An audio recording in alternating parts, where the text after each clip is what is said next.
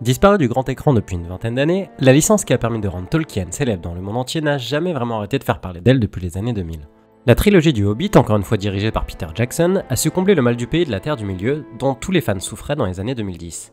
Et alors, non sans peine, parce que malgré les 2 milliards que la trilogie du Hobbit va ramener à Warner, celle-ci reste quand même vivement critiquée et par les fans et par la presse. Et surtout, n'oublions pas la petite dernière, la fameuse série d'Amazon Les Anneaux de Pouvoir, diffusée depuis 2021 qui semble reprendre le flambeau. Et malgré les nombreuses critiques encore une fois sur la série, il semblerait que tout le monde se réjouisse tout de même du retour de cette licence mythique.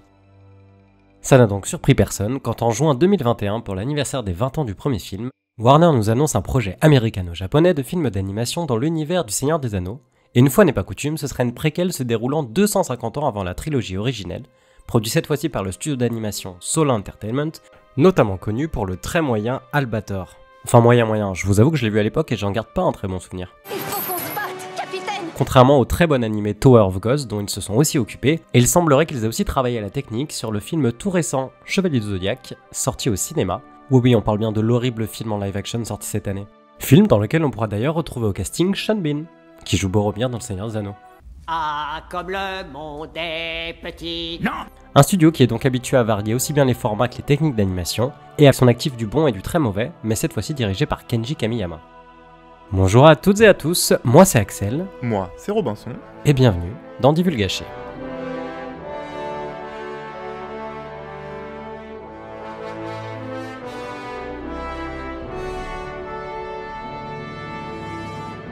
Kenji Kamiyama, c'est un illustrateur, aujourd'hui réalisateur, connu pour avoir entre autres travaillé sur les décors de Akira et de Kiki la petite sorcière.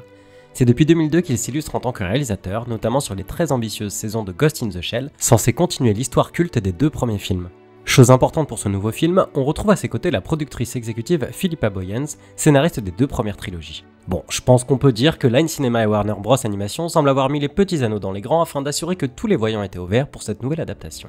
Parce que oui, pour les plus vieux d'entre nous qui s'en souviennent, c'est pas la première fois que l'univers du Seigneur des Anneaux est adapté en animation et diffusé au cinéma. En 1978, nous avions déjà eu le droit à un film d'animation mélangeant prise de vue réelle et rotoscopie, réalisé par Ralph Bakshi, qui a adapté la première moitié du roman du Seigneur des Anneaux, soit le premier film et la moitié du second de Peter Jackson. Le film sera quand même un petit succès au box-office parce que du haut de ses 4 millions qu'il a coûté, il va quand même en rapporter 30 millions.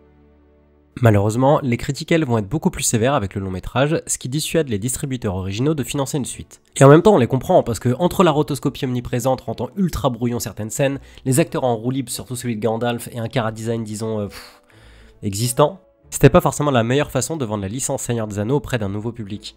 Genre là c'est Frodon, là c'est Sam, là c'est Aragorn, et alors lui ouais bah vous l'avez deviné, c'est Legolas.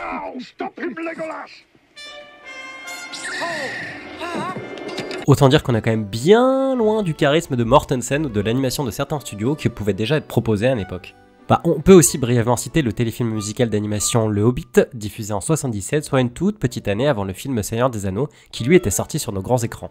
Et alors là, c'est Topcraft à qui on doit le magnifique, que dis-je, l'incroyable Nausicaa la vallée du vent, qui nous ont proposé une vision complètement cauchemardesque du conte du Hobbit version Horror Picture Show. Et disons-le tout de suite, c'est très loin de ce que les fans étaient en droit d'attendre de la licence. Avec un chara-design cette fois-ci tout droit sorti de l'enfer, un Gandalf encore plus à l'ouest que le film qui suivra, et des musiques complètement hors sol. I am Gandalf, and Gandalf means me. Et pour clore cette trilogie de l'enfer, c'est en 1980 que sortira Le Retour du Roi, oui, oubliez les 2 tours, ça n'a jamais existé, un téléfilm musical souvenant l'héritier des 2 premiers projets d'animation et encore une fois dirigé par Topcraft, réalisé sans l'autorisation de Saul and Company, détentrice à l'époque des droits d'adaptation du Seigneur des Anneaux.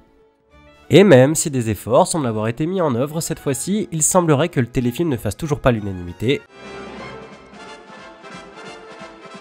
Et de toute façon, on va pas se mentir, la plupart d'entre nous ont découvert la licence du Seigneur des Anneaux grâce à la trilogie qui va suivre et non pas grâce à ces 3 projets d'animation. Avant de se plonger dans les projets plus récents, il faut qu'on s'intéresse à un sujet clé. Qui est-ce qui détient les droits de cet univers mythique? En effet, la gestion de la licence Le Seigneur des Anneaux est complexe. Les droits cinématographiques et télévisés sont partagés entre plusieurs entités. D'abord, il y a Warner Bros, qui détient les droits des adaptations cinématographiques, comme The War of the Rohirrim par exemple, et ensuite il y a Amazon, qui a acquis en 2017 les droits télévisés pour un montant astronomique de 250 millions de dollars. Combien? Ce partage des droits et l'implication des héritiers de Tolkien restent un facteur clé dans l'expansion de cet univers. Après les 3 films classiques et fondateurs du cinéma heroic fantasy qu'on connaît, puis une trilogie du Hobbit, plus décriée mais tout aussi importante et fédératrice, la dernière adaptation en date de cette histoire est l'ambitieuse série donc créée par Amazon Prime, Les Anneaux de Pouvoir. Sortie en 2022, cette série c'est l'un des projets les plus attendus de la décennie. Il s'attaque au Second Âge, une période qui est riche en histoire mais moins connue que la guerre de l'Anneau. Amazon Prime a l'ambition de développer une grande fresque qui retrace toutes les origines de ce qu'on connaît nous aujourd'hui. Mais la réception fut divisée. En effet, les fans de longue date ont souvent reproché à la série des libertés prises avec la chronologie et l'esprit des œuvres de Tolkien. Certains ont pu critiquer des choix scénaristiques audacieux et une vision artistique très éloignée des films de Peter Jackson. D'un autre côté, une nouvelle génération de spectateurs a été elle séduite par la qualité visuelle, la richesse des décors et des costumes, ainsi que par l'introduction de personnages captivants. La plus grande critique qu'on peut faire à la série, c'est sûrement son manque d'action, de moments épiques et marquants, comme on peut les avoir dans Le Seigneur des Anneaux ou même Le Hobbit. Dans le monde du jeu vidéo, la Terre du Milieu est aussi une source d'inspiration. On a des titres comme L'Ombre du Mordor et L'Ombre de la Guerre qui ont marqué les joueurs avec un gameplay innovant et une interprétation de l'univers différente de celle de Tolkien. Oui, bravo Serpentard, cependant. Tout n'a pas été un succès. Il y a le jeu Gollum, sorti en 2023. Enfin, si on peut appeler ça un jeu.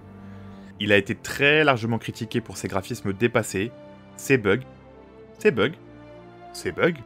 et aussi le magnifique personnage de Gollum. Nous voulons, c'est du poisson, fort bien goûteux. C'est devenu un exemple du défi que représentent les adaptations vidéoludiques de cet univers. D'autres projets vidéoludiques sont également en développement, promettant de nouvelles façons de vivre cette épopée légendaire. On pense notamment au très peu attendu Tales of the Shire, qui promet de vivre la vie paisible des hobbits au sein de la comté. Maintenant, place à The War of the Rohirrim. Ce film d'animation produit par Warner Bros. Nous invite à revivre un moment clé de l'histoire du Rohan, plusieurs siècles avant les événements de la trilogie de Peter Jackson. L'intrigue nous transportera à l'époque du roi Helm, Hammerhand, un personnage légendaire du Rohan. Ce souverain, Helm, il a été confronté à une invasion implacable des Dunelandings, les habitants du pays de Dune, et doit protéger son peuple dans une lutte acharnée pour leur survie. C'est dans ce contexte que naît la forteresse du gouffre de Helm, un lieu emblématique qu'on a découvert nous dans les 2 tours. Si la trilogie de Peter Jackson vous a marqué, The War of the Rohirrim est fait pour vous. Le film promet de s'aligner esthétiquement avec l'univers visuel établi dans les années 2000, et Philippa Boyens, co-scénariste des films originaux, est impliquée dans le projet, apportant une continuité qui est quand même précieuse. C'est pas seulement un préquel, c'est une extension qui enrichit l'histoire qu'on aime déjà. Alors voilà, The War of the Rohirrim s'annonce comme une œuvre incontournable pour tous les passionnés de Tolkien. Une plongée dans un passé glorieux, des personnages légendaires et un hommage aux valeurs de cet univers. Mais vous, est-ce que vous attendez quelque chose de ce film? Est-ce que le souffle des corps du Rohan saura raviver votre amour pour la Terre du Milieu? Et si cette aventure vous a plu, n'oubliez pas de liker, de vous abonner et de nous retrouver pour notre vidéo avis sur le film. Et soyez bien à l'heure, car comme l'a dit Gandalf, un magicien n'est jamais en retard, frottant sa quai. Ni en avance d'ailleurs. Il arrive précisément à l'heure prévue.